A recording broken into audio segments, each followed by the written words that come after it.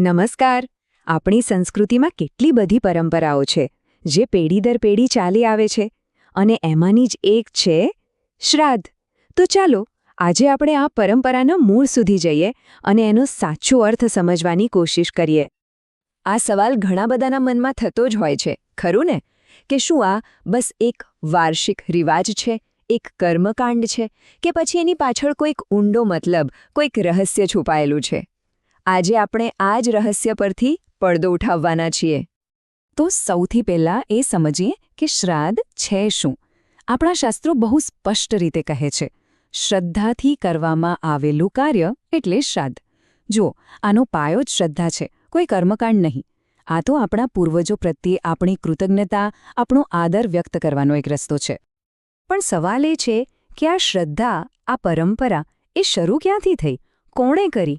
એના મૂળ એટલા ઊંડા છે ને કે આપણી કલ્પના પણ ત્યાં ના પહોંચે. જુઓ, આ કોઈ સામાન્ય પરંપરા નથી.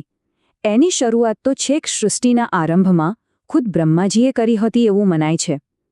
પછી આ જ્ઞાન પહોંચ્યું મહાભારત કાળમાં, જ્યાં ભીષ્મ પિતામહે યુધિષ્ઠિરને આનો મહિમા સમજાવ્યો. અને જ્યારે પૃથ્વી પરની વાત આવે તો અહીં પહેલે વહેલું શ્રાદ્ધ રાજા નિમિ દ્વારા થયું હતું. મતલબ આના મૂળિયા તો યુગો જૂના છે.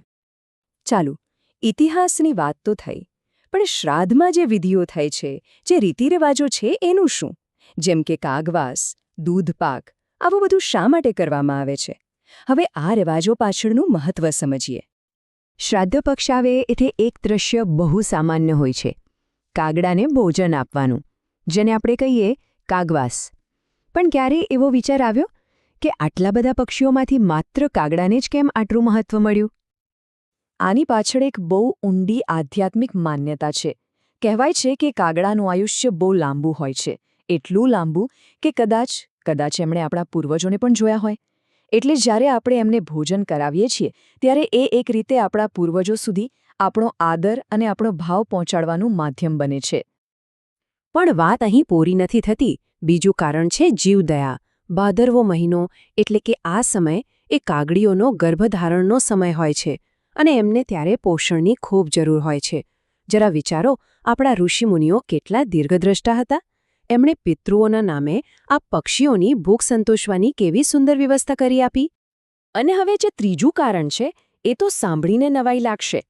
એ છે પર્યાવરણીય લાભ. વિજ્ઞાન પણ કહે છે કે કાગડા જે ફળ ફૂલ ખાય એના બીજ એમના ચરક દ્વારા દૂર દૂર સુધી ફેલાય છે, ખાસ કરીને પીપળાના. અને આપણે સૌ જાણીએ છીએ કે પીપળો એ વૃક્ષ છે જે સૌથી વધુ ઓક્સિજન આપે છે. મતલબ કે એક નાનકડી પરંપરા આખા પર્યાવરણને મદદ કરે છે. કમાલ છે ને? કાગવાસની જેમ જ શ્રાદ્ધના ભોજનમાં દૂધપાક કે ખીરનું પણ ખાસ મહત્વ છે.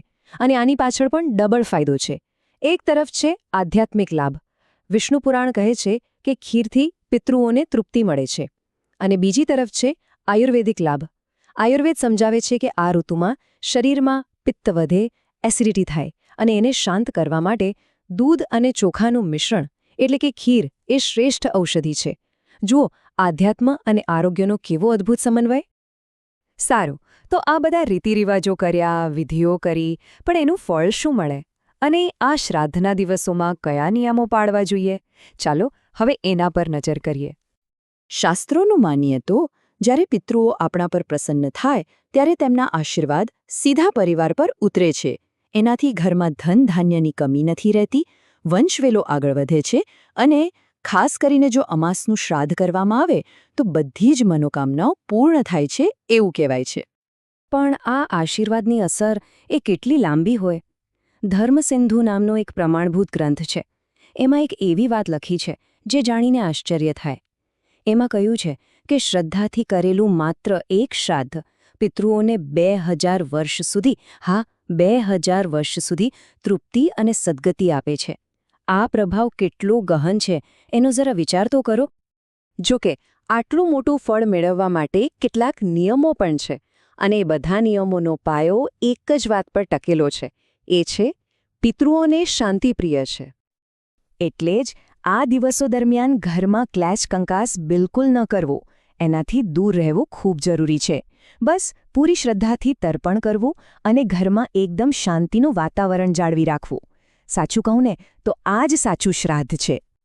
અને અંતે ફરીને આપણે એ જ મૂળ વાત પર આવીએ છીએ.